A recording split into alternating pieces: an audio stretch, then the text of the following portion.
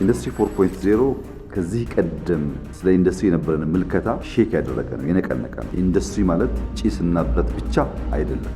ለምንድን ነው ይሄ የሆነው? ለምሳሌ በእኛ በኤአይ ዩኒቨርሲቲ ውስጥ ራሱ ኤአይ የቦርድ አባል 1.6 ቢሊዮን ተበድረ 10 ቦታ በትነ ቆርቆሮ ብትጠፈጥፍ ዋጋ የለውም። እርሱ የሚመሩት መንግስት ያለፉትን ጉድለቶች በምን አይነት መንገድ ነው እየተሸፈኑ እየተሞሉ ያሉት? ኢህአዴግም ይስራው፣ ደርግም ይስራው፣ ኃይለሥላሴም ይስሩት፣ ሌላም ይስራው ለሀገር ጠቃሚ ከሆነ መቀጠል አለበት። የባህር በር ማጣታችን ያሳደረው ጫና ምን ያህል ነው? ለምንድን ነው የሆርሙዝ ስትሪፕ ማስከፈት የዓለም አጀንዳ የሆነው? ከኛ በላይ ለማን አጀንዳ የሆነው? ኢትዮጵያ የባህር በር ባለቤት ካልሆነች ሰፈሩ አይለወጥም፣ ሰፈሩ ሰላም አያገኝም፣ የዓለም ንግድም ይስተጓጎላል።